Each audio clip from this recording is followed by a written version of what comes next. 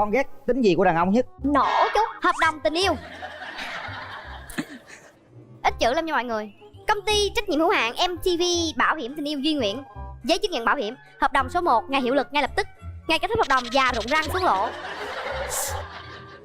Người bảo vệ Nguyễn Thanh Duy, gọi tắt là thằng bé. Người được bảo vệ chấm gọi tắt là bạn. Dài quá đọc không nổi. Ôi trời má. Con thấy là con cũng hơi lo lắng trong người vậy chú. Dễ có cạm bẫy lắm. Nhiều khi đàn ông mà thấy không? Dạ đúng gặp rồi. cái hứa mua chừng cái hợp đồng dài tê cái là coi như tê tái luôn á, thí dụ Trời vậy. ơi cái gì anh Linh. Trời ơi, Không, mình nói mình đặt tình huống trước.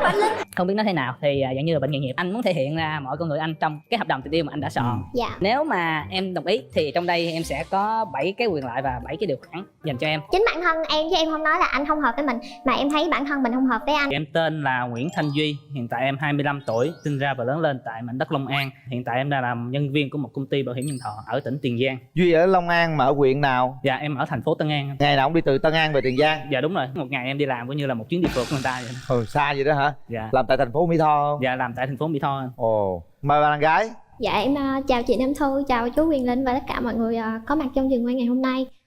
Em tên là Huỳnh Tiên và hiện tại em 23 tuổi và công việc hiện tại của em là thu ngân. Ủa em tên ngắn gọn vậy luôn, Huỳnh Tiên.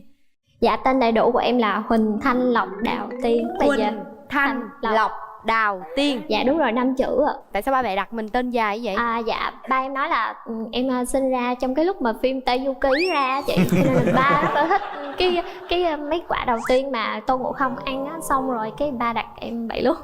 Trời ơi, đặt cái tên Đào Tiên trong phim Tây Du Ký. Dạ không đúng rồi sợ ạ. mấy con khỉ nó hái hả?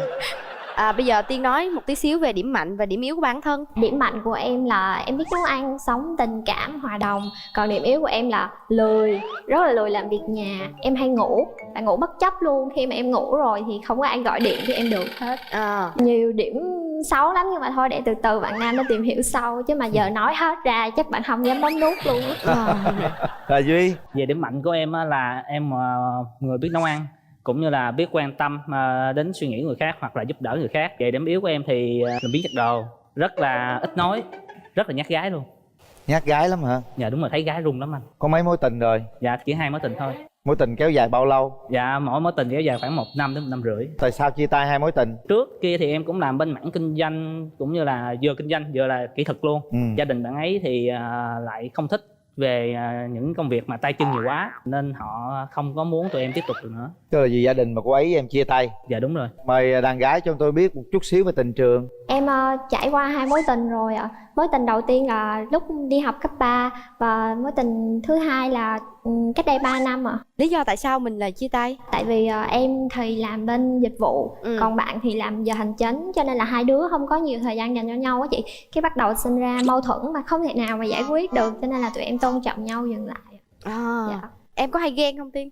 Dạ em cực kỳ ghen ạ. Cực kỳ luôn? Dạ đúng rồi ạ. Nhưng mà ghen giống như là ghen có chọn lọc lắm chị. Giống như là em không có yêu cầu bạn trai của em là đi đâu là phải báo cáo này kia nọ đâu. Nhưng mà em chỉ cần là anh ấy đi đâu hay là đi gặp ai, chỉ cần là có một cái ý thức trong đầu là mình có người yêu rồi là được. Ghen như vậy thì cũng hợp lý. Em có bao giờ ghen mà vô lý chưa? Giống như là bạn thân, suốt ngày cứ nhắc tới bạn thân, bạn thân anh là người như thế này, cô ấy bệnh hay này kia, cái xong rồi sốt vó chạy vô bệnh viện này kia, là em cũng không có thích điều đó.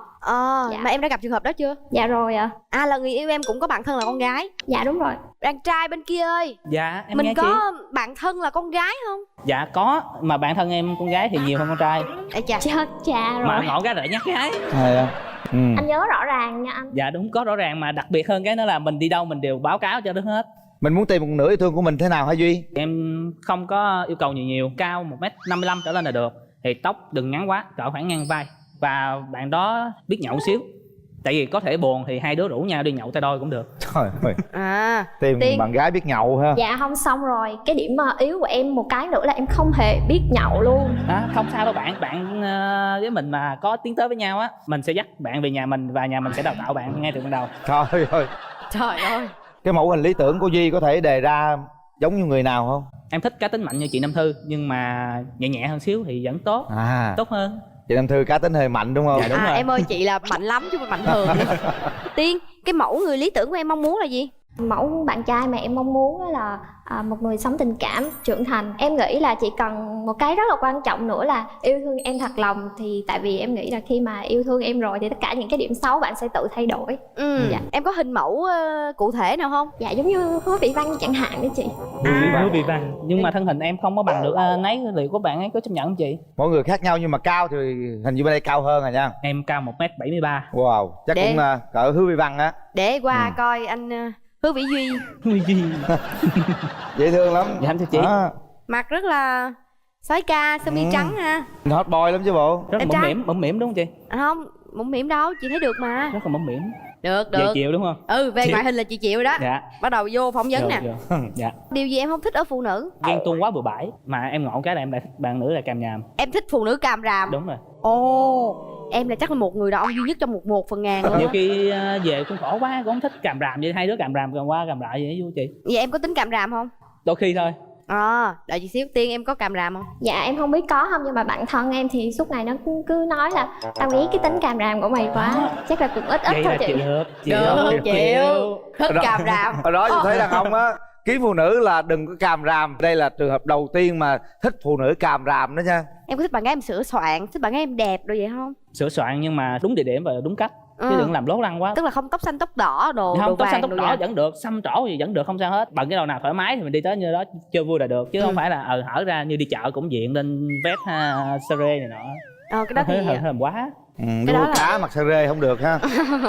Em có chuẩn bị gì cho tương lai sắp tới nếu như cả hai tiến tới hôn nhân, kết hôn không? Dạ có, em có soạn thảo trong một cái món quà cũng như em thấy rồi. Soạn thảo cái gì cho chị coi được không? Dạ chị, nó có điều khoản dài lắm. Hợp đồng tình yêu. Ít chữ lắm nha mọi người. Công ty trách nhiệm hữu hạn MTV Bảo hiểm Tình yêu Duy Nguyễn. Giấy chứng nhận bảo hiểm. Hợp đồng số 1 ngày hiệu lực ngay lập tức. Ngày kết thúc hợp đồng già rụng răng xuống lỗ. Người bảo vệ Nguyễn Thanh Duy, gọi tắt là thằng bé. Người được bảo vệ chấm gọi tắt là bạn. Dài quá đọc không nổi. Ôi trời má. Không, hai tờ giống nhau chị, mỗi người giống một bản. Một từ thôi em giữ đi. Tí xíu nữa gặp mặt bạn em đưa bạn, nếu mà đồng ý ký vô. Dạ đúng rồi. Vì tình yêu em có thể chuyển công việc lên thành phố Hồ Chí Minh được không? Em nghĩ là chắc được. Em thấy là được đó, chị thấy là được nha. Bé Đào Tiên. Dạ. Chị thấy là ổn đó. Cậu này năng động đó. Năng động, lanh lợi. Anh thấy là nhanh và không ngại khó. Qua bên Đào Tiên coi sao. Trời, Đào Tiên chào con. Tóc rồi đẹp quá hả? Cảm ơn ạ. Lung linh quá. Nhưng mà bạn bên đó bạn nói là không thích tóc xanh tóc đỏ. Không đó, bạn thích mà. Vẫn được. Bạn thoải mái luôn. Dạ. Có thể là tóc có thể nhuộm 7 màu cũng được luôn. Bây giờ con muốn lấy chồng chưa? Dạ chưa ạ. Khoảng mấy năm nữa? Dạ năm nay con 23 thì tầm 2-3 năm nữa đi chú. 2-3 năm nữa dạ. Hả? Con nghĩ là người ta thương con thì chắc là người ta sẽ đợi thôi mà. Không đợi đâu, nó cưới liền tay à. Cưới luôn chú. Dạ. Chịu. Được đó. Chính kiến dữ ghê. Hỏi thôi con 2-3 năm nữa mà cưới đi, cưới luôn, cưới Ông đây liền. cũng là một tiếp người hiện đại đó chứ. Dạ. Con ghét tính gì của đàn ông nhất? Nổ chú. Nổ hả? Dạ, không tôn trọng bạn gái mà. Nãy giờ coi bên đây có nổ gì không? Nãy giờ con thấy là bạn cũng hay nói đấy, nhưng mà không có nổ đâu. Nói thiệt lòng đó nha. Dạ. Rồi, không thích tính gì nữa? Con trai mà nói nhiều chú. Nãy giờ thấy bên đây nói nhiều không? Cũng hơi chú, nhưng mà vui tính con chấp nhận được. Người ta làm cái công việc, cái gọi là tính chất nó phải là như thế. Đúng dạ. rồi. Mà không làm như thế thì cũng không có bán được hàng. Dạ, tại con làm dịch vụ cho nên con hiểu cho bạn. Đúng rồi. Dạ. Bên đây là cũng rất là đẹp trai, phong dạ. độ. Dạ. Rồi đi bán dịch vụ cái công việc đó thì cũng gặp rất nhiều đối tượng, thậm chí gặp rất nhiều cô gái đẹp. Mà cái tính con thì hay ghen. Con thấy là con cũng hơi lo lắng trong người vậy chú. Dễ có cạm bẫy lắm. Dạ. Nhiều khi đàn ông mà thấy không? Dạ đúng rồi. Gặp cái hứa mua chừng cái hợp đồng chừng dài tê cái là coi như tê tái luôn á, thí dụ Trời vậy. ơi, cái gì vậy anh Linh? Trời ơi. Không, mình nói Nhà mình đặt tình huống trước. Mình đặt tình huống trước coi bên đó làm sao. Anh làm em không đâu. Thí dụ tình huống đó rồi sao? Dạ đúng rồi. Nếu như thế thì con xử lý thế nào? Con nghĩ là anh xây một cái nhà thì thấy đã cực rồi, chắc là không muốn xây nhiều cái nhà đâu chú. Hay, câu này hay nè. Đây cũng là một cô gái cũng rất thông minh đó. Chú thấy hai đứa hợp đó nha. Dạ. Bây giờ mình xin ý kiến người thân đi. Đàn gái đi với ai? Dạ con đi với dì với lại chị bạn thân của con. Chào dì. Chị thấy cũng được đó, nhưng mà ăn thua trái tim của con thôi. Chị thấy cậu con trai này làm sao? Thấy cũng đẹp trai, cũng thích hợp với Tiên. Thì dì cũng chúc cho cháu gì chứ cháu có duyên thì đến với nhau. Cảm ơn dì. Duy đi với ai vậy? Dạ em đi với em họ em và đồng nghiệp cũng như là sếp của em. Ý kiến sếp làm sao? Xin chào hai anh chị. Lần đầu tiên thì mình cũng đến được cái buổi vui như thế này. Nhận định riêng của tôi thì tôi thấy là hai bạn rất có duyên. Bạn nữ duyên dáng, năng động, xinh. Cảm ơn ạ. Cảm ơn anh ạ. Sao người nhà sao con?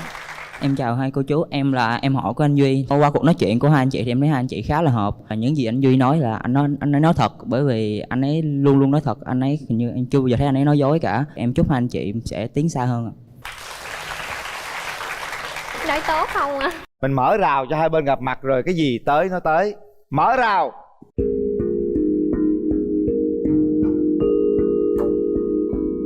Rồi, em chào anh ạ. Chào em. Dạ.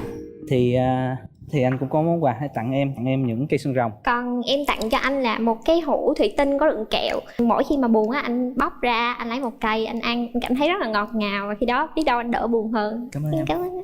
Nãy giờ anh nói chuyện thì anh thấy em như thế nào ạ? Em cũng hơi cá tính, năng động. Thì đâu đó thì ở đây thì anh nhìn sơ bộ bên ngoài thì chắc em cũng không phải hạng vừa vừa đâu. Đúng rồi anh. Ví dụ mà thân với ai rồi em rất là nhây, rất là điên điên khùng khùng vậy đó. Anh cũng như vậy đó. Em thấy là anh bây giờ anh đang ở xa em quá à. Ví dụ mà mỗi lần mà em buồn hay em gặp chuyện gì đó rồi em kiếm anh để em khóc hay này nọ thì em biết kiếm làm sao đây anh? Bây giờ hiện tại rồi thì giống như nửa đêm đi thì em có thể gọi video call hay gì đó. Thì nếu có sớm á, anh tranh thủ đi thì anh có thể phóng xe máy đi thẳng lên luôn, trực tiếp luôn vẫn được, không sao. Không biết nói thế nào thì dạng như là bệnh nghề nghiệp. Anh muốn thể hiện ra mọi con người anh trong cái hợp đồng tình yêu mà anh đã soạn. Dạ. Nếu mà em đồng ý thì trong đây em sẽ có 7 cái quyền lợi và 7 cái điều khoản dành cho em. Cái quyền lợi thứ nhất á, là bạn sẽ được một người luôn sẵn sàng ở phía sau và chia sẻ với bạn bất kỳ nơi đâu và thời gian. Cái thứ hai là lúc bạn cần là sẽ có người tranh thủ để bay đến bạn luôn. Cái thứ ba là sẽ có được những chuyến du hành đó đây bằng chiếc xe gắn máy. Thứ tư, bạn sẽ được người sẵn sàng chữa lộn với bạn bất kỳ lúc nào và kết quả luôn luôn là bạn sẽ thắng.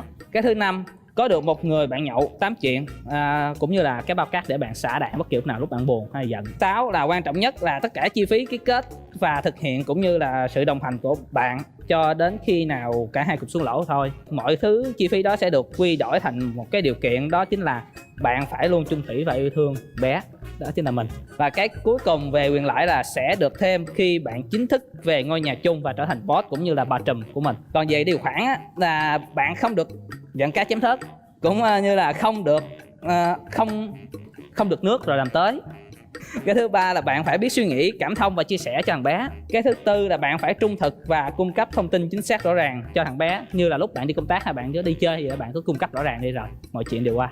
5 là một khi tham gia là không thể hung dữ với thằng bé, nếu vi phạm bạn có nghĩa vụ phải dẫn dắt thằng bé đi nhậu. 6 là bạn có nghĩa vụ phải tuân thủ và làm theo ý kiến của thằng bé khi bạn đã làm sai một điều gì hoặc là lời nói xạo. Cuối cùng là nếu bạn vi phạm một trong những điều trên, có nghĩa bạn sẽ phải chăm lo và bên cạnh thằng bé cũng như chịu mọi trách nhiệm khi thằng bé yêu cầu. Còn về bản thân mình á, trong cái hợp đồng này á, đó có là về 4 cái điều khoản. Cái thứ nhất, bạn sẽ là người đúng và là người chiến thắng trong mọi việc hay cuộc chiến tranh giữa tay đôi giữa hai người. Thứ hai là tuân thủ và sẵn sàng thực hiện các điều khoản cũng như là quyền lợi cho bạn. Thứ ba là không có nghĩa vụ cho những chuyện tào lao. Cuối cùng đó là có quyền thay đổi cũng như là giảm quyền lợi, tăng điều khoản và xử phạt bất kỳ hình thức nào để có lợi nhất cho thằng bé trong khi bạn đã làm sai. Thấy sao cô bé? Dạ con nãy giờ con thấy toát mồ hôi rồi chứ. Bây giờ em có muốn ký luôn không? Bấm nút mới ký chứ. À dạ đúng rồi. Mình nói chuyện tình yêu hẹn hò trước cái đã. Lúc nãy em có nghe anh nói là những cái điểm mà anh không thích về bạn gái á, thì em hội đủ những cái anh không thích thì anh nghĩ như thế nào để mà anh thay đổi được em? Anh sẽ không thay đổi nhưng mà anh sẽ thích nghi để hòa hợp hơn.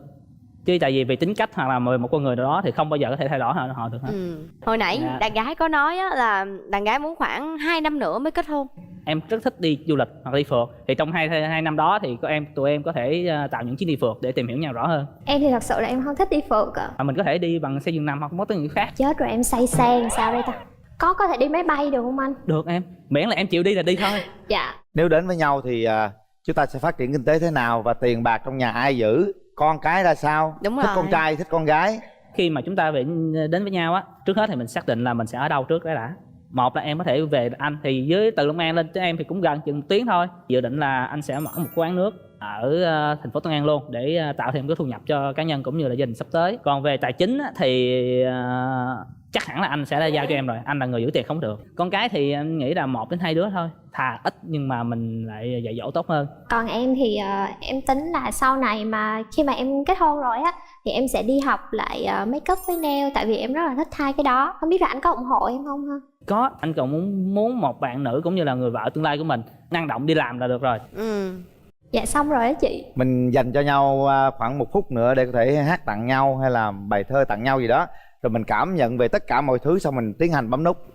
Dạ em đọc được không anh? Được. Nhiều khi em thường mơ ngồi một mình cười ngẩn ngơ, chúng ta sẽ được sống trong ngôi nhà đầy trẻ thơ. Có khó không anh ơi, khi giấc mơ này xa xôi thì em xin giữ ước mơ đó ở trong suy nghĩ em mà thôi. Các bạn đặt tay vào nút bấm. Nếu người ngồi bên kia đúng là một nửa mà mình đang tìm kiếm thì mình bấm nút. Còn nếu mình cảm nhận mình không hề cảm thấy rung động thì không sao cả, không cần bấm nút, để dành cơ hội đó lại cho những người khác. Chuẩn bị. 3 2 1. Hết thời gian.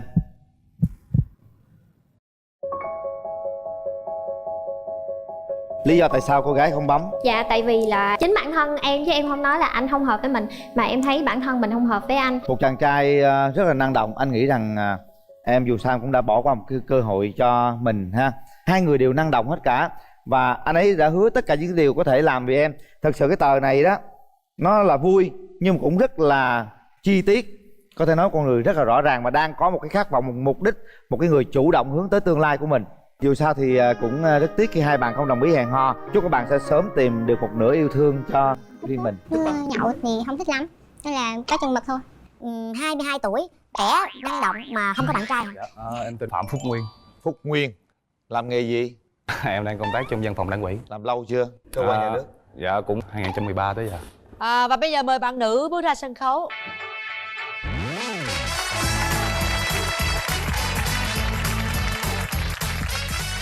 Dạ em chào chị Cát Tường, chào anh Quyền Linh và chào tất cả các bạn khán giả. Rồi chào em tự giới thiệu về mình. Dạ em tên là Hạnh, năm nay em 22 tuổi, hiện nay em đang làm nhân viên marketing của công ty thực phẩm Hồng Yến. Hạnh tự giới thiệu mình về cái sở trường của em chẳng hạn, hay sở thích. Dạ sở trường em thì em thích hát với lại cũng thích nấu ăn. Nói chung là nấu ăn thì nấu ăn được cả 3 miền luôn, nhưng mà ăn ngon hay không là vấn đề ở người ăn. Rồi mở màn vô hát cái cho nó xôm đi. Dạ mấy bữa nay cũng cảm cho nên là hát cũng hơi khó, nên là hát một bài để vui vui thôi. Rồi vui vui. Một con vịt xẻ ra 2 cái cánh, nó kêu đằng cáp cạp gặp hồ nước, nó bị bà bị bóng, lúc lên bờ vẫy cái cánh cho khô. Bình thường hay hát là hát vậy không á hả? Dạ không. Bình thường thì tùy do cảm xúc nữa.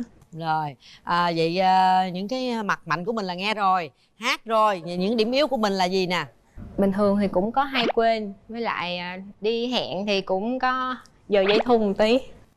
Không, nữ dây thun chút xíu cũng được, đừng mà đừng nhiều quá. Xí nhiều lắm. Thôi cái đó không được. Ai mà chờ đợi thời gian giờ quý báu lắm em. Dạ. Phí thời gian của nhau. Thời gian đó người ta đi ra biết đâu ta kiếm được mối khác. Rồi bạn nam nãy giờ nghe giọng nó hát của bạn nữ cảm nhận sao em? Em thấy bạn nữ hát cũng hay, giống cháu em.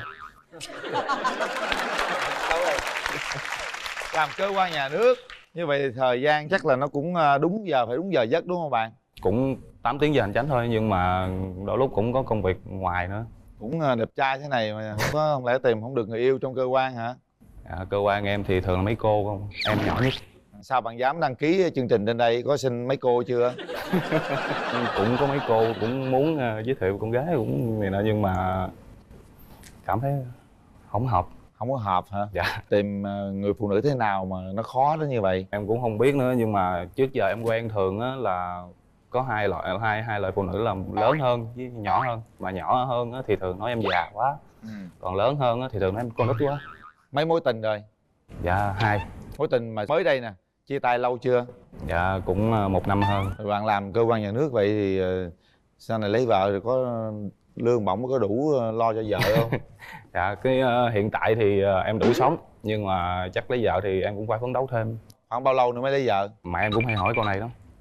Em thường nói mẹ em là chắc cỡ nhiệm kỳ nữa. Nhiệm kỳ 5 năm nữa. Dạ đúng rồi. Rồi đó, bên đây 5 năm nữa mới lấy vợ nha. Trời ơi, năm nay là nhiêu mà 5 năm nữa là nhiêu trời? Rồi sao sanh con? Dạ chị Cát Tường, cái nay em 26. Thì nhà cửa thì em cũng có nhà ở trên thành phố, cũng đang ở chung với mẹ. Công việc thì cũng tạm ổn. Thì mình cứ phấn đấu để mà sau này về chăm lo cho gia đình tốt hơn thôi. Em muốn chừng nào lập gia đình? Dạ cỡ 2 năm nữa thôi à. 2 năm nữa thôi. Dạ. Không chờ hơn. Lâu Bây giờ quá sao?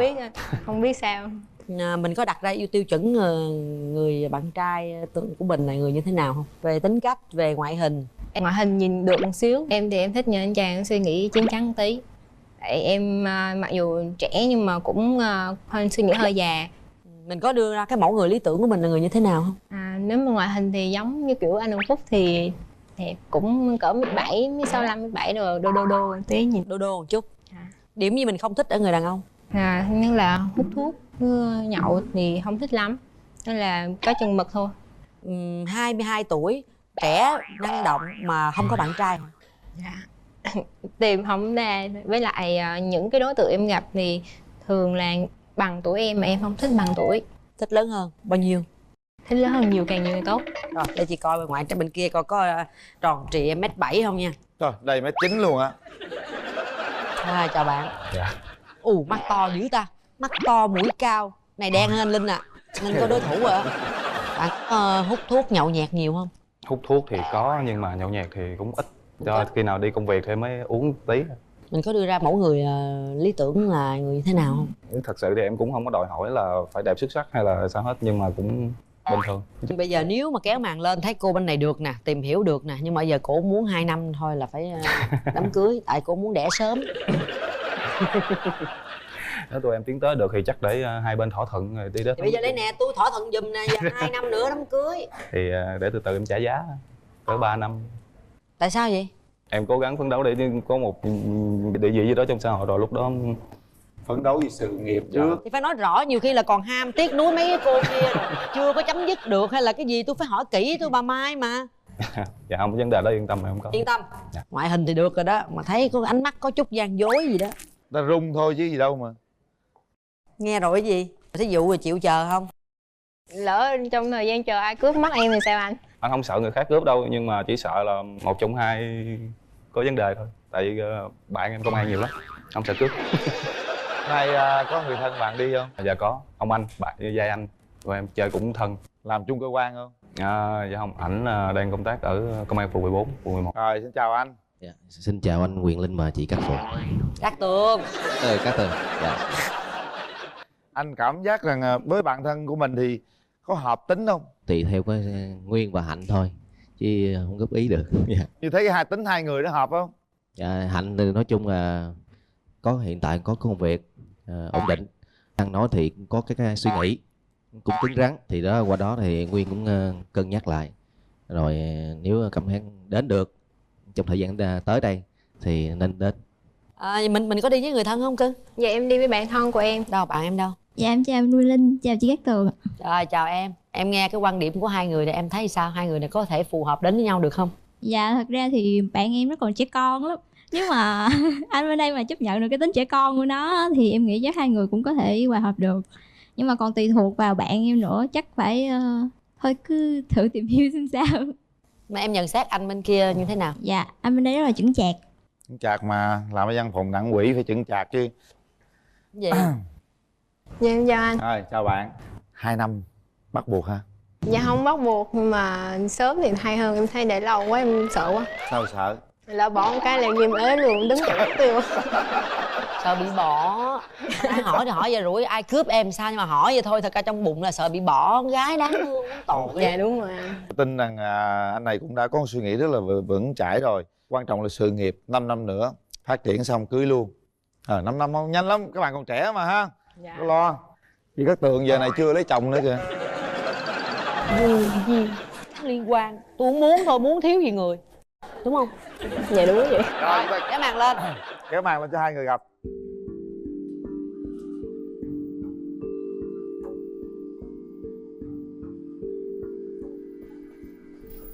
Dạ em chào anh. Qua tiếp xúc nãy giờ thì anh có đáp ứng đủ thì cậu quen. Trời ơi, cái gì mà run dữ vậy? Bình tĩnh, hít thở vô gì nói mà cái má mày giật bình tĩnh. Dạ, nhìn chung thì cũng được. Thì em có muốn hỏi anh gì không? Nếu như anh đi hẹn hò với bạn gái mà anh chờ lâu quá, anh sẽ như thế nào? Thì anh nói rồi, chắc anh thì anh đứng anh chờ, nhưng mà anh nói rồi có tật xấu của anh là hút thuốc đó, thì anh đứng anh hút anh chờ thôi. Một ngày anh hút mấy bao anh? 2 ngày một gói, cũng có khi ít hơn, thì ví dụ công việc căng thẳng quá thì anh hút hơi nhiều. Anh có bạn thân là con gái không? Có. Em thì em không thích con trai quan tâm con gái thái quá. Nên là nhiều khi các bạn thân con gái thì mấy anh quan tâm kỹ lắm.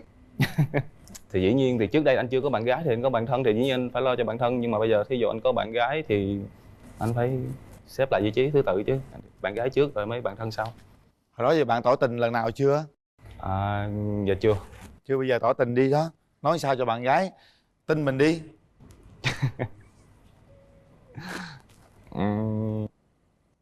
Em là bạn gái nha.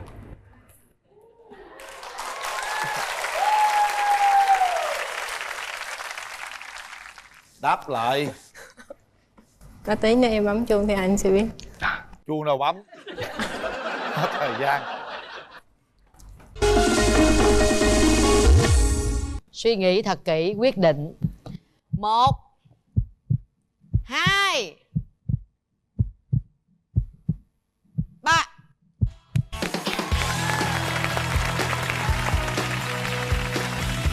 Đứng sát bên nhau, nắm tay nhau đi. Nhanh không? Nhanh gì đâu nhanh, nắm tay mà. Rồi nắm tay là họp luôn, đi họp luôn. Thì con mấy vé xem phim. Dạ. Mình tạo điều kiện họp hành trong rạp phim nha. Bạn cảm nhận thế nào khi mà nắm tay người con gái bên cạnh? Mất cảm giác, run quá. Không có... Gì run dữ vậy? Bạn gái thấy sao? Dạ em. Êm hả? 3 năm nha, hứa rồi đó.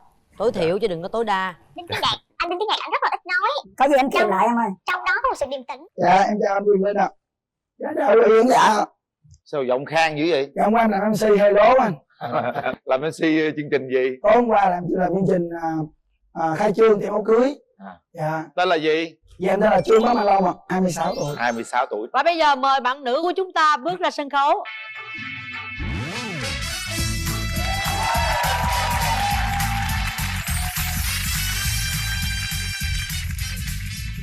Em xin chào chị Cát Tường, chào anh Quyền Linh và chào quý vị khán giả.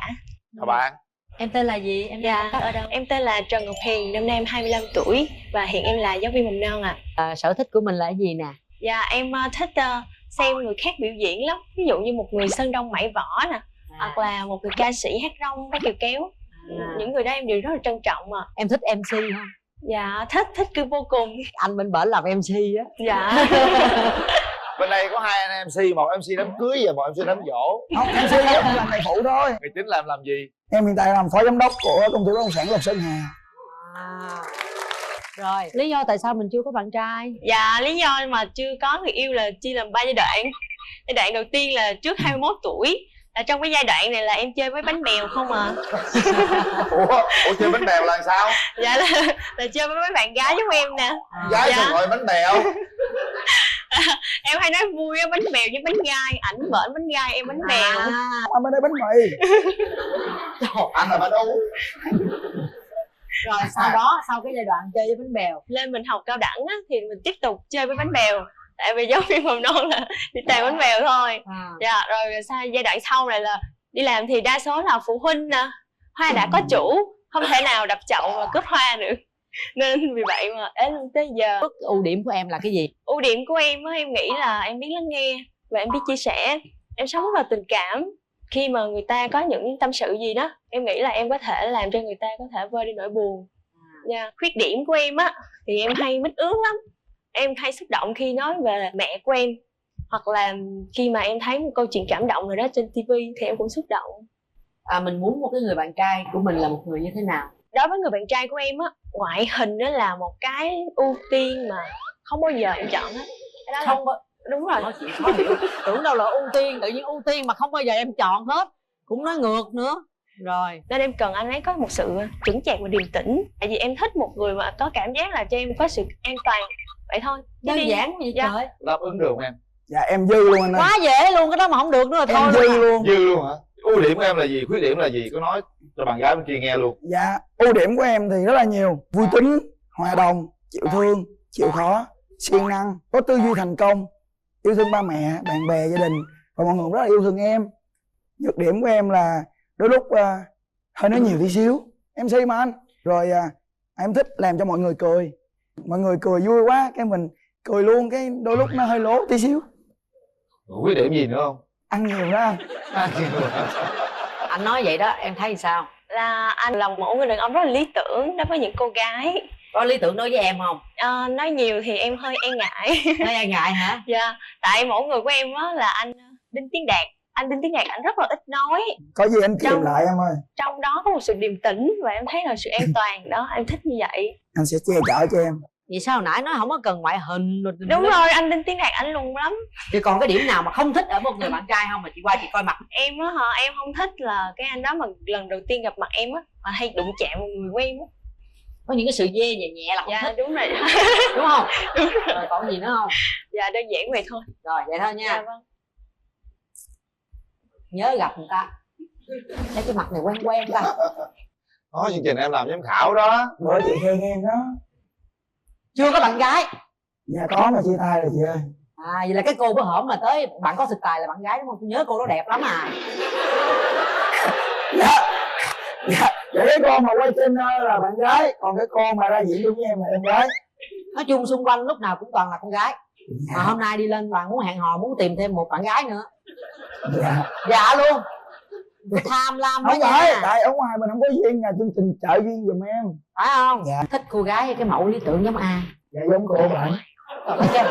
Ghê dễ sợ luôn. Biết cổ bển sao không? Dạ hiền hậu, dạ dễ thương, với chân dài nữa chị. Không có dài, chân cục lũng mà. Được không? Dạ mặc áo dài. Ai nói mặc áo dài? Dạ nói chung là thường thường mấy cô giáo mà dạy mầm non á thường thường hay mặc áo dài rồi thương con nít, mẹ cũng thương con nít dữ lắm. Cái đó là người ta đi dạy. Dạ. Còn bữa nay người ta mặc quần sọt. Quần sọt lửng, áo thun ba lỗ. Không, em nghĩ không phải vậy đâu. Em tưởng tượng ra mà em định xuyên bằng đêm. Giờ cá không? Dạ. Giờ cá nè, nếu mà không mặc áo dài thua tôi cái gì? Cá cái gì? Ba em kêu cá em chơi luôn. Ba chơi chỉ điểm kỳ ba. Cho ba cái micro phỏng vấn ba cái ba chơi kỳ quá. Đấy, con lên hơn ba. Dạ. Ba thấy cô bên này sao ba? Dạ, chấm. Ba cho được mấy điểm ba? Mấy điểm ba? Dạ này để con trai cho. Trời ơi sao hai cha con đá qua đá lại không vậy trời ơi trời. Em hôm nay mình tới tham gia chương trình với ai? Dạ hôm nay em tham gia chương trình với mẹ của em ạ. Vậy hả? Dạ. Mẹ đâu? Dạ mẹ của em đây ạ. Dạ chào cô. Cô thấy bạn trai bên kia sao cô? Thì cái đó là do con của cô thôi chứ cũng Cô có nhận định gì con không? Cô có góp ý gì thì con? mới gặp lần đầu thì thấy chắc nói nhiều. Dạ con cảm ơn cô. Dạ, đó sở trường của con đó. Dạ cảm ơn cô rất nhiều.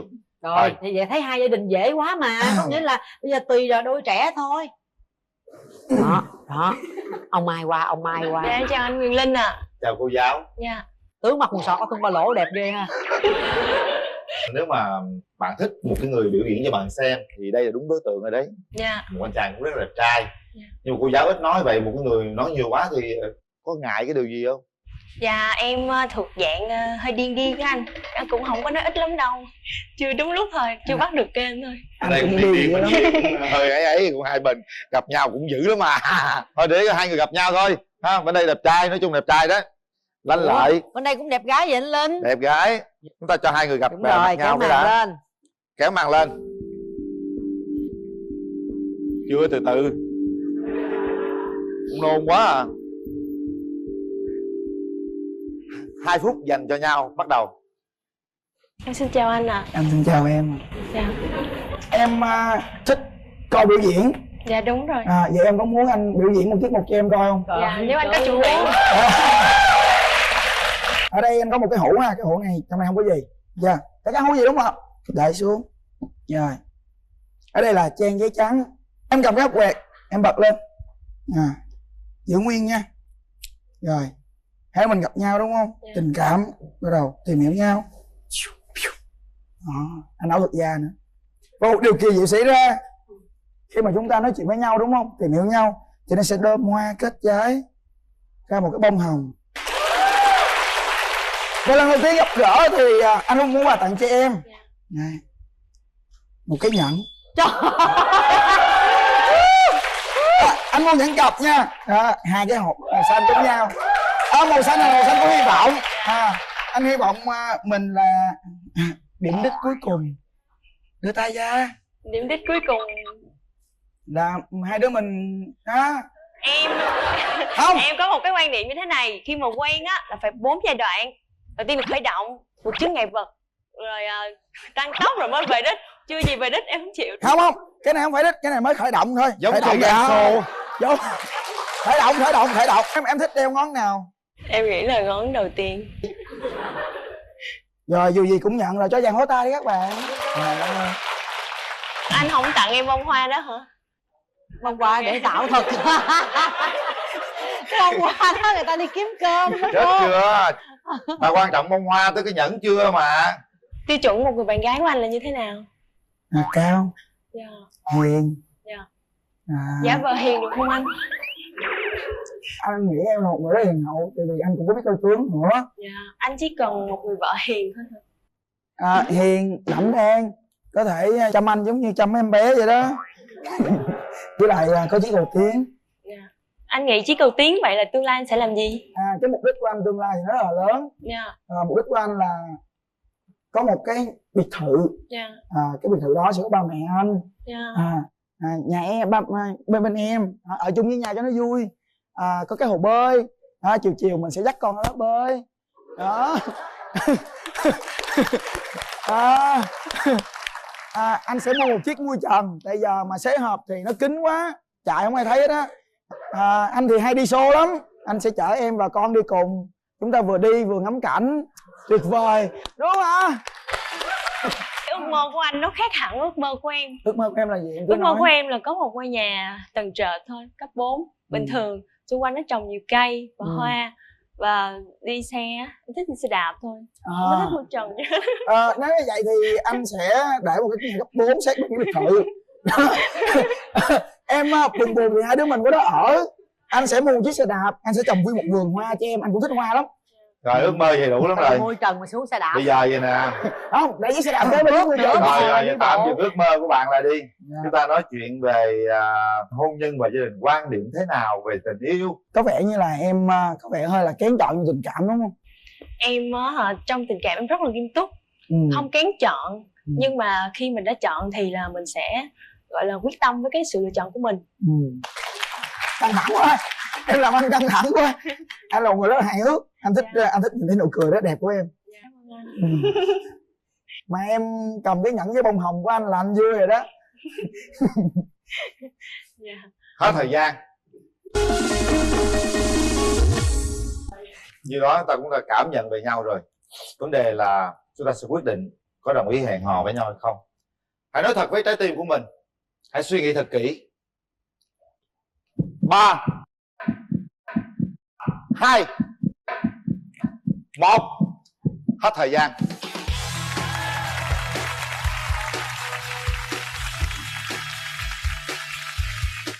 Lý do tại sao bạn lại bấm nút? Em nghĩ là khi mà gặp một người á, trong một lần là mình không nên đánh giá. Mình sẽ có một cái khoảng thời gian nào đó để mình quyết định. Và em nghĩ là mình nên cho mình một cơ hội. Còn em đã nhìn thấy gì ở cô gái này? Dạ em thấy bạn gái có sự hiền hậu, khiêm tốn, dễ thương. Cô giáo mà. Dạ, dễ gần. Thì chúc mừng hai bạn. Biết gì về lai lịch của cái ghế đá đó. Lòng người ta phải kể thôi. Thì nhưng mà bởi vậy mới phải giải quyết. Mới phải giải quyết là một tí nữa kéo rào ra. Hai bạn phải thống nhất với nhau. Nếu như cô gái này nói là không, em không muốn nhìn thấy cái ghế đá đó, thì bạn phải giải quyết. Chứ bạn không thể nào mà vì cái cảm giác của cái người cũ, bạn chỉ tôn trọng nó là một cái điều rất là đúng.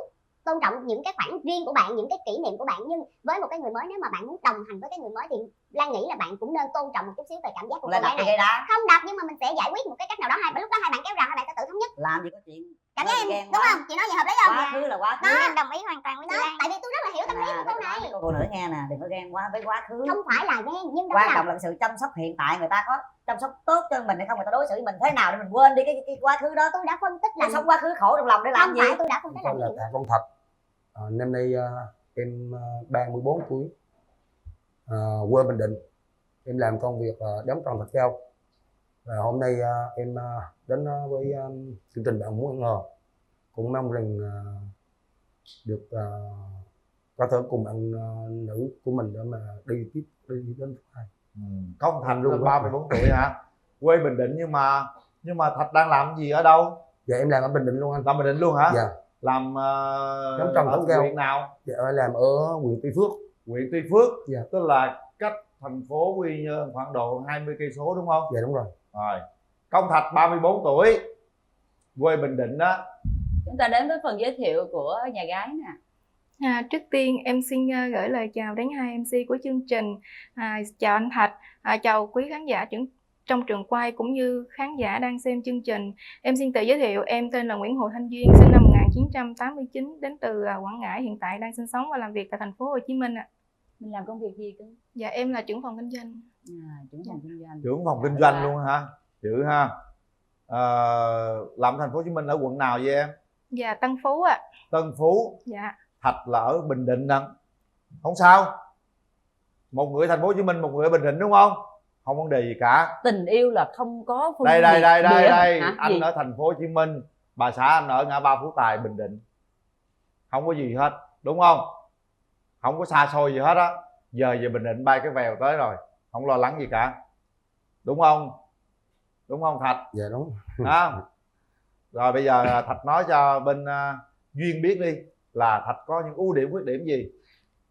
Dạ cái ưu điểm của em thì là nhanh nhẹn, có chính kiến trong công việc. Rồi còn khuyết điểm của em là nó hơi bị nóng tính. Hơi nóng tính hả? Nóng lắm. Nóng tính là nó là cái khuyết điểm luôn. Nóng nhất thì em làm gì? Em phá trần thạch cao luôn hả? Hay sao? Nóng nhất em làm gì? Thì chửi thợ đâu nhé. Chửi thợ hả? Chửi thề luôn. Không, chửi thợ Chửi thợ hả? Tức là em là quản lý, em chửi thợ đúng không? Dạ. Nhưng mà hồi nào giờ mình có nóng với bạn gái của mình chưa? Không, bạn gái thì nói chung là em không có nóng, nói chung em bị dướng mèo nhiều lắm. Bị lép vớ. Đừng tưởng đâu nóng lên chửi thợ là chửi vợ luôn chứ. Rồi bây giờ mình nghe về ưu điểm khuyết điểm của nhà gái nè. Ưu điểm của em thì em sống rất là chân thành, biết quan tâm chăm sóc những người xung quanh, nhiệt huyết trong công việc. Vì rất là nhiệt huyết cho nên rất là cầu toàn trong công việc, thì dẫn đến đôi lúc người có những cái yêu cầu nó khá khắt khe trong công việc, dẫn đến đó là người ta nói là mình quá cầu toàn. Đó là cái khuyết điểm. Thì bên cạnh cái khuyết điểm nào khá cầu toàn thì nó còn có một cái khuyết điểm, đó là rất là hay tin người. Do là em thường hay làm thiện nguyện á, cho nên khi mà người ta nói những cái hoàn cảnh thế này thế kia rồi mình hay giúp người ta, xong rồi có một số người họ lợi dụng cái lòng thương người của mình á, họ mượn tiền của mình, họ nói lúc đó tôi cần mượn như thế này để tôi giúp cho ba tôi đang đau ốm, thì xong rồi mình giúp xong rồi cái người ta lại không có trả tiền cho mình, rồi người lại mất đi cái tình bạn. Nào giờ mất nhiêu tiền rồi? Dạ cái này có thể giữ bí mật được không ạ? Rồi tội nghiệp quá vậy, cho tiền mất luôn đó. Rồi em Thạch, em Dạ. có mấy mối tình rồi? Dạ, nếu như mà mối tình mà sâu đậm thì có 2 mối tình sâu đậm. Mấy năm? Một mối tình, nói chung mối tình nào cũng 5-6 bên em hết. Dữ vậy đó hả? Dạ. Vậy là 2 mối 10 mấy năm luôn. Dạ. Nhưng mà yêu sâu đậm như vậy tại sao lại chia tay? Nói chung là cái mối tình đầu là lúc đó em còn đi học. Là cô học 11 xong rồi là cô nghỉ rồi. Rồi là gia đình cũng có kêu cưới chồng thì cô đi cưới chồng. Có chồng xong thì cô lại không ở với chồng mà cô lại đi vào Long Trang Bình Dương đây. Một thời gian sau bắt đầu là hồi đó cũng không có cái liên lạc điện thoại đâu như bây giờ. Thì một thời gian bắt đầu cô đó gì họp lớp thì em vô tình đi ngang qua thì mới gặp lại, rồi bắt đầu là em lại quen lại. Nhưng mà sau cô đó nói là thời gian này hết đợt không, cũng không bao giờ quay lại với Thạch. Đau lòng. Rồi đó là mối tình đầu. Còn mối tình thứ hai thì cũng quen sau cô đó lấy chồng. Lúc đó em cũng còn, nói chung là cái thời điểm mà cái cô mối tình đầu đi vào Bình Dương á, đi có chồng xong rồi đi vào Bình Dương á, thì là em quen một người nữa. Thì sau đó cô có chồng lại có chồng, nói chung quen hai người đó có chồng. Sao quen ai cũng lấy chồng? Dạ, quen ai rồi là người địch ta có chồng. Sau này nói chung là có gặp lại cách đây 6 năm có gặp lại. Thì lúc đó là cổ đã ly thân chia chồng á.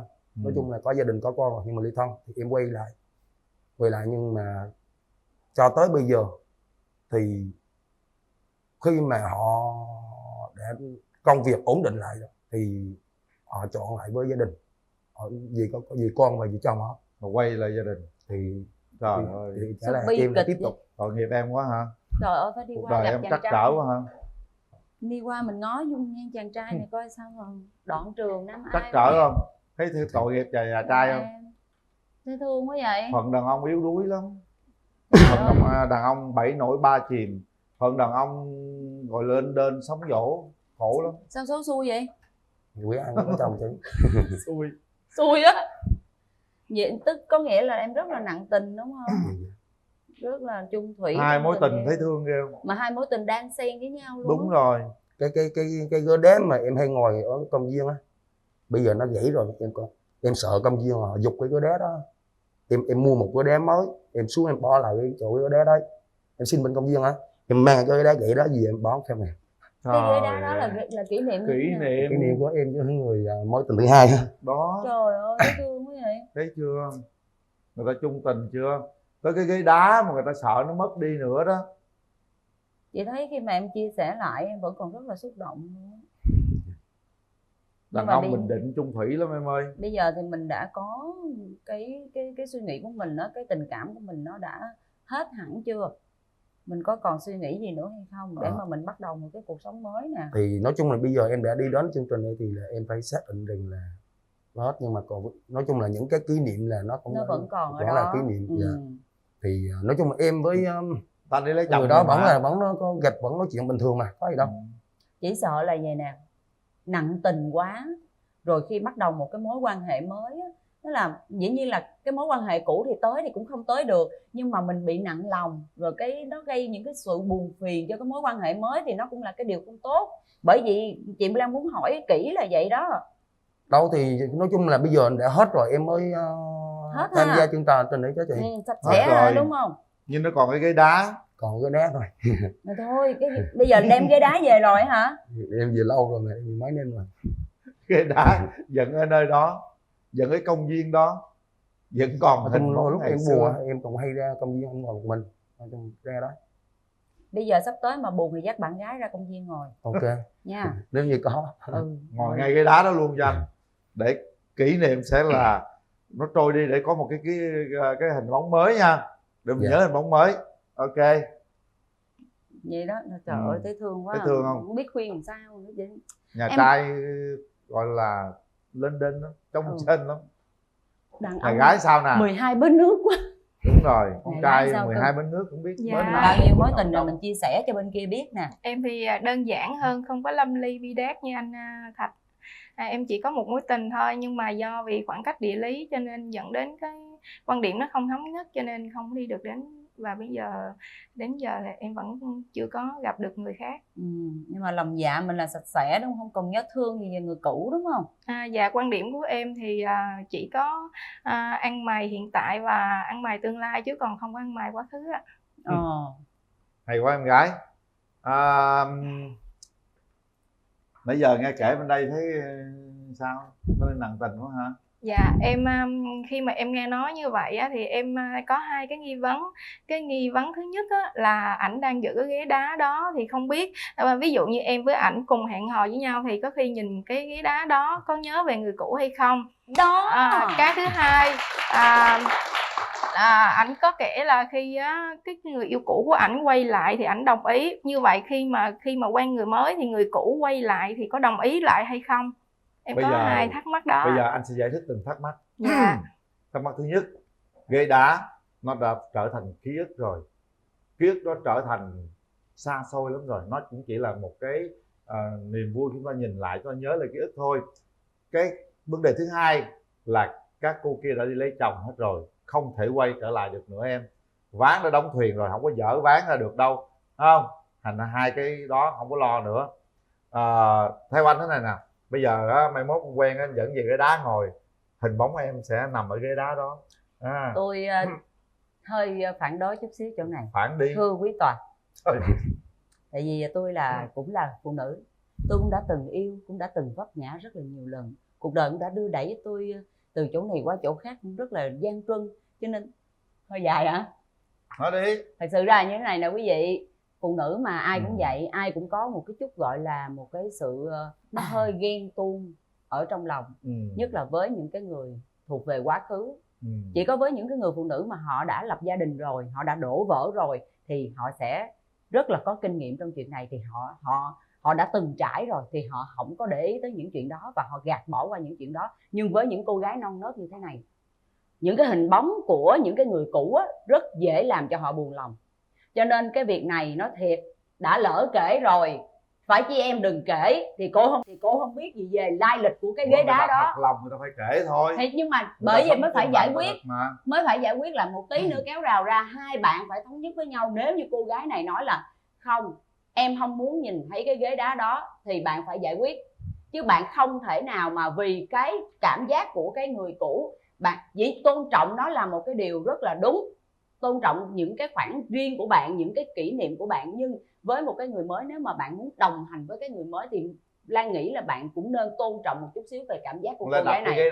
Không đập, nhưng mà mình sẽ giải quyết một cái cách nào đó. Lúc đó hai bạn kéo rào, hai bạn sẽ tự thống nhất. Làm gì có chuyện cảm giác em đúng không? Chị nói vậy hợp lý không? Quá khứ là quá khứ. Đó, em đồng ý hoàn toàn với chị Lan. Tại vì tôi rất là hiểu tâm lý của cô này. Cô phụ nữ nghe nè, đừng có ghen quá với quá khứ. Không phải là ghen, nhưng đó quan trọng là cái sự chăm sóc hiện tại. Người ta có chăm sóc tốt cho mình hay không, người ta đối xử với mình thế nào để mình quên đi cái quá khứ đó. Tôi đã phân tích là sống quá khứ khổ trong lòng để làm gì. Không phải, tôi đã phân tích là ví dụ như tôi là cái người đã từng trải rồi, từng đổ vỡ, cho nên những chuyện đó tôi đã rất là hiểu và tôi không quan tâm tới, tôi bỏ qua được. Nhưng với những cô gái non nớt gì này nè, mới yêu có một lần còn trẻ, bây giờ mình phân nó tích cho cô nghe nè, thậm chí người ta có chồng có con rồi, người ta vẫn còn bước tiếp một bước nữa, có đứa con còn hơn ghế đá nữa mà người ta còn không ghen nữa. Đừng có chi ghen cái ghế đá với quá khứ đó. Không tin chút hỏi biết. Thì đó, bây giờ mình phân tích cho cô gái cô hiểu, đúng không?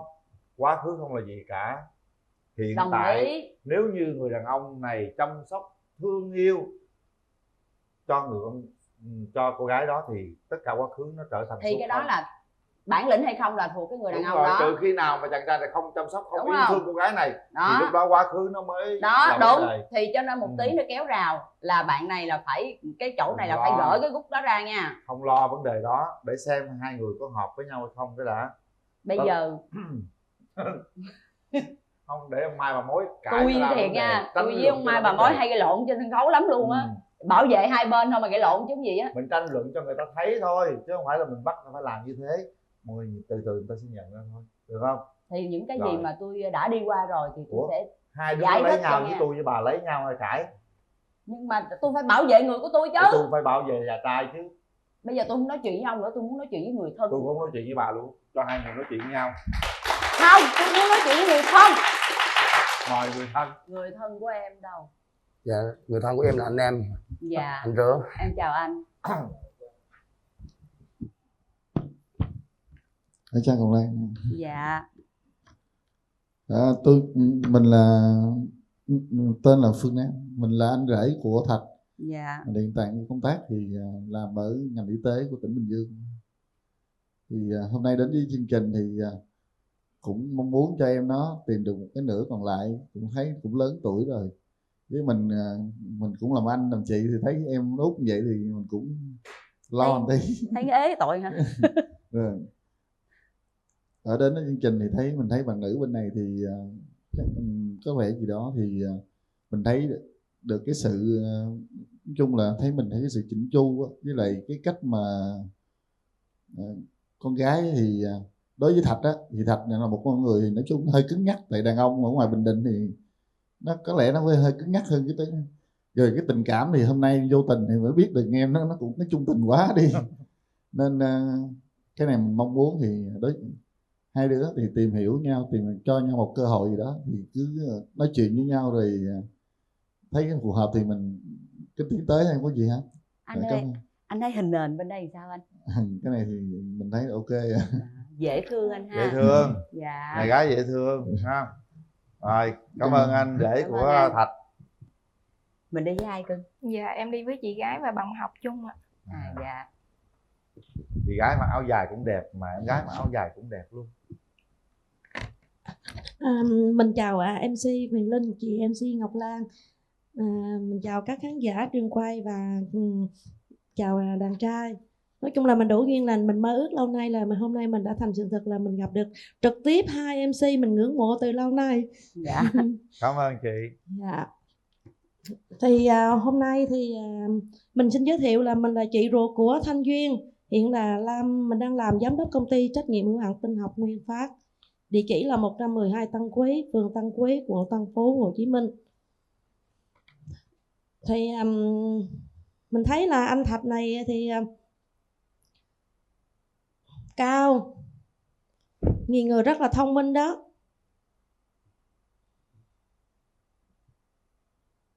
Cầu tiến và luôn học hỏi đó. Người ta nói là coi đời mà ông bà xưa mình nói là có đức mặc sức mà ăn, đức năng thắng số, và tiên tích đức hậu tầm long. Anh này được chữ đức. Nếu mà đủ duyên thì chị nghĩ duyên nên cho anh này cơ hội để biết đâu ngày hôm nay là ngày đẹp trời, mình cũng lớn tuổi rồi, mình cho anh ấy cơ hội và đi đến hôn nhân. Thì chị nghĩ rằng cuộc đời mà không ai vẹn toàn, quá khứ thải chôn vùi và luôn luôn sống ở hiện tại, hạnh phúc hiện tại và cuộc sống luôn luôn mỉm cười với mình nếu mình biết sống hiện tại. Mình xin hết. Hay quá, cảm ơn chị. Cảm ơn chị rất là quyết liệt. Bây giờ là Thạch, em muốn tìm một nửa yêu thương của mình như thế nào? Dạ thì mẫu hình lý tưởng của em đó. Thì nói chung là dở nhìn một chút. Trước hết là đó là cũng là dễ nhìn lắm, nhìn là thương thôi. Một người nói chung là nhanh nhẹn. Nói chung là em có em rất là khó biết nói. Cái gì nói gì? Tức là cũng nhanh nhẹn một chút. Biết kinh doanh. Bên đây là gì? Trưởng phòng kinh doanh. Dạ. Đúng rồi, nhìn là thấy rồi. Trưởng phòng kinh doanh là dữ lắm á. Rồi nhanh nhẹn biết kinh doanh, bên đó có thừa. Dạ dạ. Rồi gì nữa? Cao hay thấp? Không, cao thấp thì không quan trọng lắm đâu. Do bố em cao rồi, có thấp chút ra con nó cũng được. Cũng vừa ha. Ok. Dạ em cao tầm bị mấy mà, bị lên bị xấu mà. Quá dữ. Rồi gì nữa? Em không thích điều gì ở phụ nữ? Nói chung là có nhiều điều là con bên em thì với vấn đề, ví dụ như con gái uống rượu thì vẫn ok, nhưng mà uống cái trên phương diện là uống trên công việc. Chứ còn em không có cấm tuyệt đối cái vấn đề đó. Nhưng mà còn con gái mà hút thuốc là em thấy em chạy luôn á. Có đâu gái gì hút thuốc lắm. Em thấy em chạy liền á. Chứ còn nói chung em ít có gọi là đòi hỏi cao lắm, không có đòi hỏi cao, quan trọng hợp tánh với nhau. Mỗi người chiều một chút là được. Rồi ok. Dạ. Rồi tôi hỏi nhà gái coi sao nha. Hỏi hút thuốc không làm điều. Hút thuốc không? Dạ em không có hút thuốc ạ. Không có đâu. Dạ. Anh hỏi chơi chứ không có đâu. Em không thích điều gì đàn ông? Em không thích ở đàn ông là gia trưởng, hút thuốc, nhậu nhẹt, và tham gia các cái kiểu như là cá độ này kia là em không có thích. Rồi mấy đó không ai thích hết trơn á. Dạ. Em thích một mẫu hình lý tưởng như thế nào? Do là em cũng hạn chế về chiều cao cho nên mình hướng tới chiều cao, cho nên em mong muốn là bạn trai của em là cao, và có ngoại hình thì dễ nhìn, sống thì phải chân thành, biết đối nhân xử thế. Tại vì người ta nói là khi mà đứng trước một vấn đề nào đó, nếu như bạn biết cách xử lý thì bạn sẽ hoàn thành nó, dù nó không có được như mong muốn nhưng mà bạn sẽ xử lý hết sức của mình thì vấn đề nào nó cũng sẽ giải quyết được hầu như. Thì em mong muốn là như vậy. Và phải là quan trọng là phải trung tình.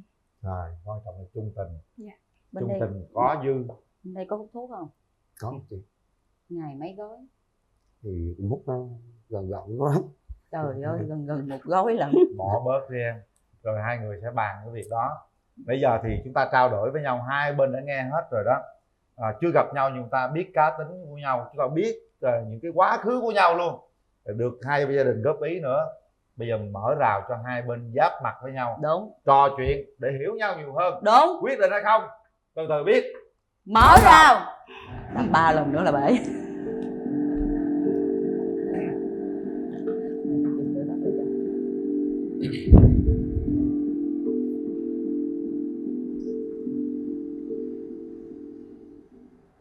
Bắt đầu đi Thạch, tiến tới luôn. Dạ, dạ em cảm ơn. Mình mở ra coi mình tặng bạn gái cái gì. Tặng những cái bóp Quá trời luôn. hy vọng rằng là vụ tài chính vững vàng. Dạ rồi em cảm ơn ạ. Nó lớn lên tặng gì vậy? Tặng cái bóp. Dạ cái bóp. Có tiền không? Tặng Dạ. bóp phải bỏ tiền vô. Đây chị có cho. Tôi nói mà ai tặng bóp phải bỏ tiền vô nha, ít hay nhiều bỏ vô cho nó hên, thấy không? Dạ. Thì đến với chương trình em cũng có một món quà muốn tặng cho Qua bạn lấy, trai. qua lấy. Em xin tặng. Cảm ơn. Dạ.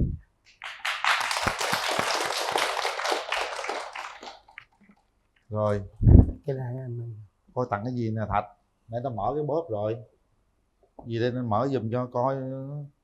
Trời ơi hay quá, một cái cuốn sách 100 điều tôi yêu ở bạn, cố gắng có 100 điều người yêu nha.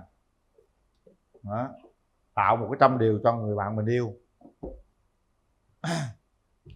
Rồi hai bạn hãy nói về cảm nhận khi gặp nhau như thế nào nè. Dạ thì anh Thạch thấy em như thế nào? thì nói chung là nhìn em thì nó cũng dễ thương. Anh không biết nói sao, nói chung là hồi giờ sao cái môn đi anh dễ lắm. Thì anh thấy cái mẫu hình lý tưởng của anh đó thì em thì đạt nói chung là khoảng bao nhiêu phần trăm? Thì nó cũng giống như trong cái mong đợi của anh. Còn em nhìn anh như thế nào? Thì em thấy thì anh thì thân thiện nhưng mà có vẻ như là ngại đám đông. Không phải do là gặp gái rung á, chứ không phải ngại đám đông anh cũng không có ngại lắm, nhưng do gặp gái rung. Nói chung thì đi đến chương trình này thì những cái vấn đề lúc nãy mà cái quá khứ của anh á thì cái đó em yên tâm. Thì đến đây ví dụ như em đã cho anh cơ hội và anh đã cho em đã cho anh cơ hội thì anh cũng cố gắng anh nắm giữ, và anh cũng đã muốn quên một cái người trước á, thì là mình phải dùng tình cảm nhiều hơn để mà dành cho cái người đến sau á. Thì tức là như bây giờ em cho anh cơ hội thì anh phải dành hết tình cảm dành cho em, và em đừng yên tâm là cái vấn đề cái người trước giờ cũng có gia đình rồi, quay lại với chồng con rồi. Hỏi vụ ghế đá. Chỉ còn cái ghế đá thì bây giờ đập thì cũng mấy thì mình cưới mình đỡ đi. Ví dụ như dù cái ghế đá đó là nó kỷ niệm, nhưng mà có gì thì anh với em lại ngồi cũng được, có gì đâu. Em thì quan điểm của em ngay từ đầu em nói là em không ăn mài quá khứ, nhưng mà hiện tại cái ghế đá nó tồn tại đó, nó sẽ nhắc nhở, tức là khi cái ghế đá mình nhìn cái ghế đá nó sẽ nhắc nhở đến những cái kỷ niệm của mình. Thì khi mình ngồi đó thì em không có kỷ niệm gì hết, nhưng mà em chỉ sợ là kỷ niệm của anh nó ùa về thôi. Thì thay vì vậy, ví dụ như cái ghế đá đó nếu như mà nó có rất là nhiều phương án xử lý, nó vẫn giữ ở đó và vẫn còn ở đó, nhưng mà thay vì ví dụ như mình giữ thì mình chuyển cho các cái nơi mà họ cần ghế đá. Cho anh Đó. chuyển gì Ba Phú Tài Ví dụ như là như vậy thì nó sẽ hay hơn là mình phải cứ giữ như vậy. Tôi xin chia sẻ một kỷ niệm với hai bạn. Câu chuyện về những cái lá thư từ quá khứ của ba mẹ tôi. Xưa mẹ tôi là một người con gái rất là đẹp và rất là nhiều người đàn ông đeo đuổi và gửi thư cho mẹ rất nhiều. Nhưng đến khi mẹ quyết định mẹ lấy ba, đó là cá nhân của mẹ mà, mẹ đâu bỏ, mẹ vẫn giữ trong cái hộp vậy. Nhưng một thời gian khi mà ba mẹ sống chung với nhau, ba mẹ quá yêu thương nhau và tình cảm của ba dành cho mẹ rất nhiều. Và từ đó mẹ cảm thấy là mẹ cần phải dẹp bỏ cái này đi, và mẹ quyết định mẹ lấy ra mẹ đốt để ba đỡ buồn. Lúc đó người ta đã yêu nhau rồi. Đúng. Người ta đã thấy không thể nào bỏ nhau rồi. Còn cái đá bây giờ nó cũng chưa có tội lỗi gì hết. Cứ để nằm đó. Không thì tôi kể chơi cho vui thôi. Đưa cái đá trở về Ba Phú Tài tôi nhận cho, thấy không? Tôi giữ của tôi luôn cho.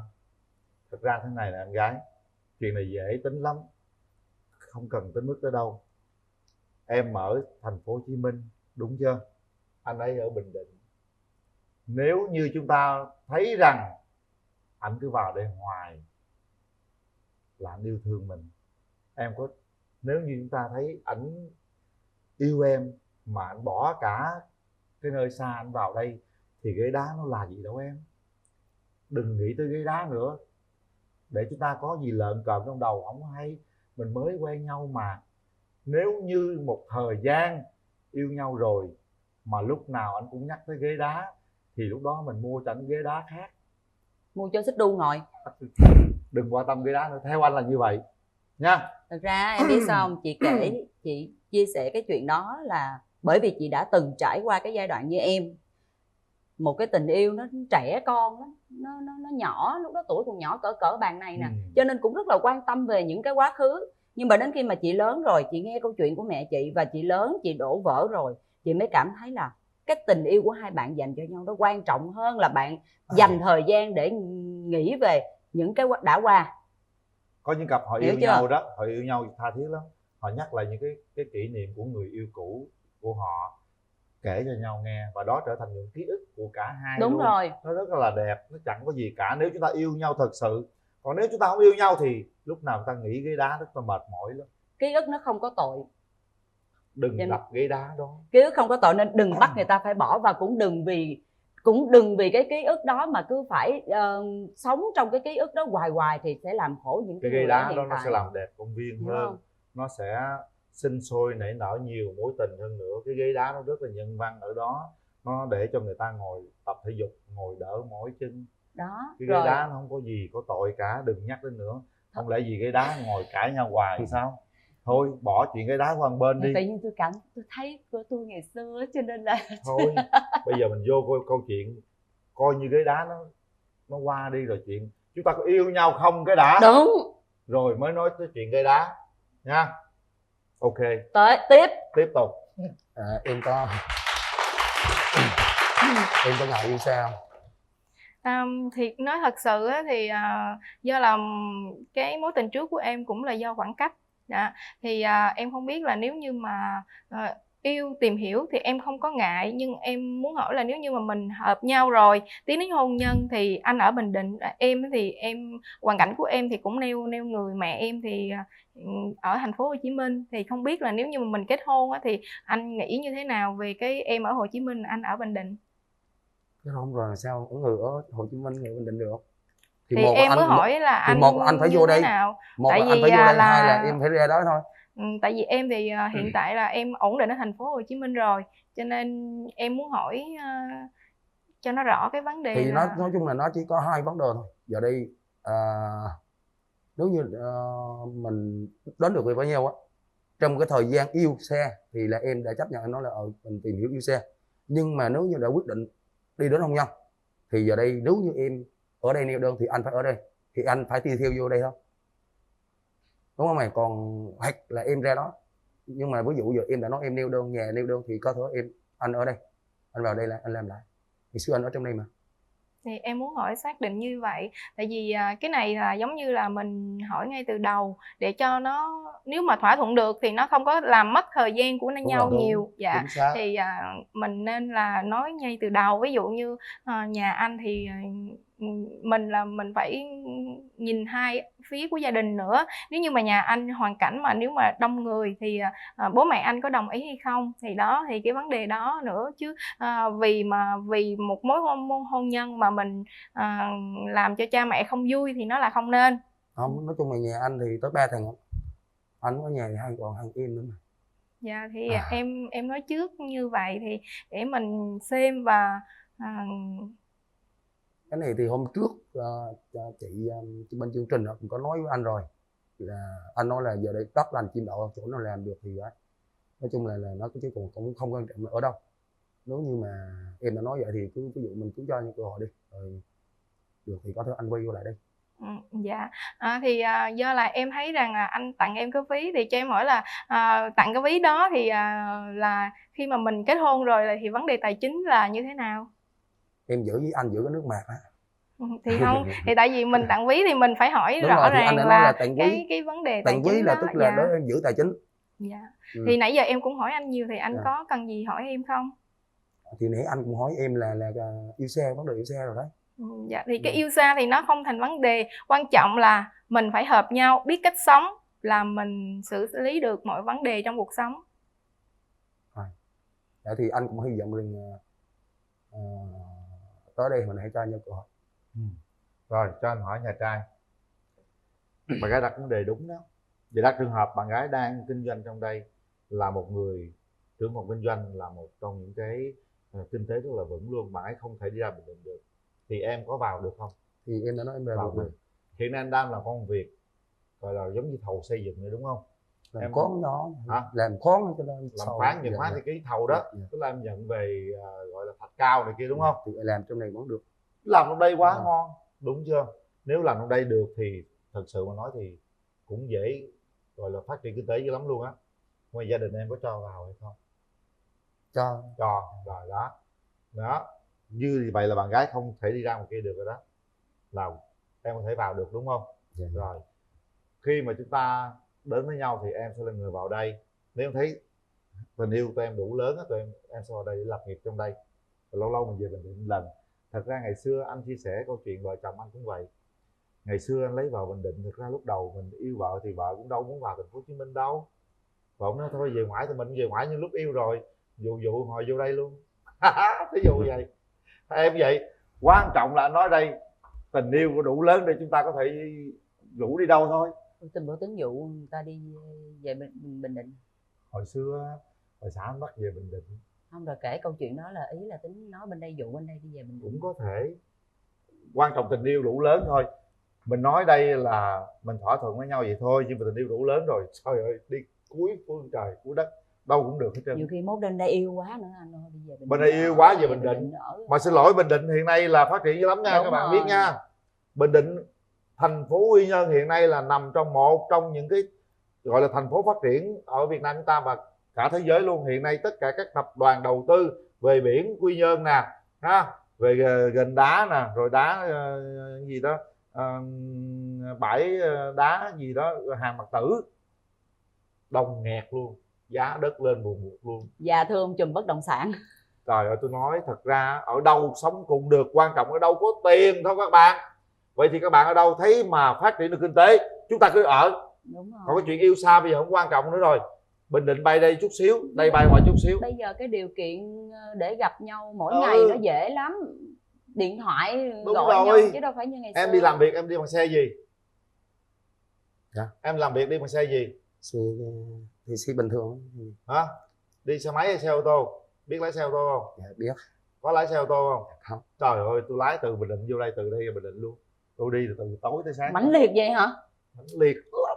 Em gì chị Thảo chứ thương quá trời. Yêu rồi thì thôi, tới đâu cũng tới đó. Đó là những cái điều mà phân tích cho các bạn hiểu. Thật ra đây cũng chỉ là nơi để các bạn có thể nhìn thấy có hợp nhau không thôi. Còn những cái điều kia chúng ta có thể tính được hết đó. Đúng rồi. Đó, đơn giản vậy thôi. Bây giờ thế này, bạn trai thì có một ý chí cầu tiến. Bạn trai là một trong những người thầu về thạch cao ha. Nếu làm trúng một vài dự án thì nó cũng tiền không á. Rồi bạn trai chuẩn bị mở quán nhậu nữa đúng không? Đó. Còn em gái thì làm trưởng phòng kinh doanh. Nếu ta tác hợp với nhau, kết hợp với nhau, ta làm hai nơi luôn, lại càng giàu nữa, không có gì cả. Đó. Rồi bây giờ mình tiến tới mình giao lưu về mặt cảm xúc chút xíu đây. Em gái đứng lên. Đó. Trời, ông nghe thẹn như con gái vậy trời ơi trời. Nắm tay bạn gái cái đi. Nắm tay rồi hát một bài hát nào đó tặng bạn gái. Nắm tay vô. Nắm hai tay vô nào. Rồi hai người nhìn nhau, nhìn thẳng mắt nhau, gần nhau chút xíu coi nó có cảm xúc gì hay không. Khi có cảm xúc thì không có gì là khó hết các bạn. Hát tặng bạn gái một bài trước. Tôi nhìn tôi thấy giống như một buổi ra mắt vậy đó. Chàng trai là một bộ đồ vest rất lịch lãm, còn cô gái là một bộ dài rất là nền nã. Hai như bạn cô dâu chú rể đấy. Hai bạn cũng hợp đấy. Nào hát tặng bạn gái bài đi. Đó, trước khi hát em tặng bạn gái một bài thơ của em. Đúng rồi. Bài thơ tặng bạn gái nhìn bạn gái Thất Hồng Tứ Tuyệt. Rồi. Gặp gỡ đôi ta buổi hẹn hò. Vậy lúc anh đã rung mắt. Cái gì vậy? Mạnh mẽ lên nào. từ từ nó bị rung. Thợ mà còn chửi được mà sợ gì đó. Rung quá. Bình tĩnh, đúng rồi. Thấy chị dặn chưa? Là thấy chị chịu rồi đó. Ừ đó. Em nói thôi, em hát không thành tươi. Rồi muốn làm gì làm. Phải chăng là duyên số anh và em có nợ nhau thôi. Cảm ơn ông trời kia đã cho đôi mình thương nhau lúc nào. Anh nơi thành đô ngựa xe. Không quên hết rồi. Nè, đàn trai như vậy là quá trời yếu rồi, nghe đàn gái nè. Mình đáp lại một bài. Đàn trai tôi hơi yếu tâm lý chút xíu. Dạ. Em xin hát một đoạn để tặng cho đàn trai cũng như quý khán giả cùng với hai MC. Nói chung là em hát thì cũng không hay lắm, mà em hát một đoạn thôi ạ. Hát hay không bằng hay hát em. Dạ, dạ. Thắp nến đêm nay ấm áp trong tay của người yêu dấu, xiết bao ngọt ngào, vu vơ mơ về một ngày của nhau, hạnh phúc lứa đôi trăng dâng. Hãy nói đi anh, tiếng nói con tim, để rồi khoảnh khắc ước mơ nhiệm màu, vu vơ mơ về một ngày của nhau, hạnh phúc lứa đôi trăng dâng. Em xin hết ạ. Rồi các bạn về chỗ ngồi thế nào? Thấy nhà gái người ta mạnh dạn không, mãnh liệt không? Để tay vào nút bấm đi Thạch. Bấm chỗ nào luôn? Tay trái, đúng rồi. Ngồi đó luôn, ngồi giữa luôn à. Giữa. Bây giờ chúng tôi dành thời gian cho bạn khá nhiều để các bạn có thể trao đổi với nhau rất nhiều vấn đề.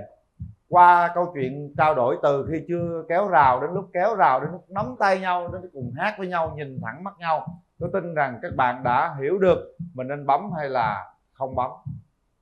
Quyền quyết định là của các bạn. Bấm nếu như chúng ta cảm giác chúng ta có thể cho nhau cơ hội. Đây có thể là người sẽ cùng mình nắm tay đi suốt cuộc đời. Còn nếu như chúng ta cảm giác đây không phải, nó xa vời quá đối với sự tìm tòi của chúng ta, không phải người trong mộng, thì không nên bấm. Nhường cái nút bấm đó cho nhiều người khác, nhường cái duyên nợ đó cho nhiều người khác. Hai bạn là chúng ta phải bấm bằng trái tim của mình nha, không bấm vì bất kỳ điều gì cả. 1 2 3. Hết thời gian. Em bấm một Duyên không bấm. Tại sao vậy Duyên? Dạ thì theo em nghĩ thì em không bấm là anh ấy không có quyết đoán được trong cái vấn đề gì hết. Dù mọi người cổ vũ anh rất là nhiều nhưng mà ảnh không có quyết đoán được. Với lại một phần nữa là em nghĩ là ảnh quá nặng tình, thì em không, lúc ảnh kể mà ảnh vẫn còn quá xúc động, thì em không biết là liệu em đến thì cái mối tình cũ nó có kịp phai nhòa hay không, nên em lo lắng hai vấn đề nên em không đắm. Cũng có. Nói chung là lý do thì cũng hợp lý, chứ mình cũng không bàn cãi gì được trong vấn đề này. Rồi không sao cả. Trên sóng truyền hình sẽ có rất nhiều cô gái bấm nút cho Thạch và rất nhiều chàng trai sẽ bấm nút cho Duyên. Ngày hôm nay chúng ta đã có duyên nhưng chúng ta không có phần ở đây, thì hy vọng rằng trong cuộc sống sớm các bạn sẽ tìm được nửa mảnh ghép của mình ha. Chúng ta không nên bằng mọi cách để bấm nút. Chúng tôi luôn luôn khuyên các bạn như thế. Bấm là phải đúng với suy nghĩ của mình, chứ không phải lên truyền hình là bấm rồi thôi xuống là chia tay nhau, không phải như vậy. Và tôi rất trân trọng những cái gì các bạn thể hiện trên nút bấm của mình. Chúc các bạn sớm tìm một nửa mảnh ghép của mình nha. Rồi, Thạch có muốn nói gì không? Dạ, nói chung là em đến đây thì nói chung là cũng mong tìm được một nửa mình, nhưng mà có thể rằng là duyên chưa hiếu. Thì đôi lúc biết đâu bây giờ trên chương trình là tụi em không đến được với nhau, nhưng mà có thể kết bạn trên Đúng Facebook rồi. Sẽ là xin số điện thoại, kết bạn Facebook, biết đâu điều gì đến nó sẽ đến. Ha, hy vọng rằng chúng ta sẽ thành công. Nếu như mà em thật sự thích á, thì em hãy tấn công quyết liệt. Đoạn đường phía sau là toàn bộ là của em, không ai can thiệp, không ai góp ý, cũng như giống như là không ai tác động được hết. Thì em hãy quyết tâm vào. Thì cô gái này chỉ còn một chút xíu chỗ đó nữa thôi, hơi lớn cứng chút xíu chỗ đó nữa thôi. Thì tất cả là do em đó. Rồi đây, chương trình dành tặng cho em một phần quà của son Yurika của do Thép Vida KW gửi tặng cho bạn gái. Đây là sản phẩm của Quyền Linh sản xuất và bán luôn. Dịch này bán ế quá. Nước rửa tay, nước rửa chén, nước lau sàn, giặt xả luôn ha. Giữ xài thử coi sao, giới thiệu nhiều người mua ủng hộ nhé. Đây là cốt súp gà, một sản phẩm của Quốc Việt Food, giúp cho món ăn thơm ngon tròn vị, dễ dàng hơn trong quá trình chế biến. Bếp từ Toshiba gửi tặng các bạn. Và đây, món quà 100 phần để yêu thương, để nhớ tạo ra 100 phần đó rất là khó. Còn cái bóp 10 lần tôi nói như 10. Tặng cái bóp là phải có tiền nó mới may mắn. Tặng cái bóp không có tiền nó xui lắm các bạn nha. Rồi đó là một trong những điều mà tôi rất là sợ khi mà mở bóp ra không có tiền. Thôi dù sao thì cũng cảm ơn các bạn đến đây tham gia chương trình. Chúc các bạn thật nhiều may mắn trong cuộc sống nha, và sớm tìm được một nửa yêu thương của mình.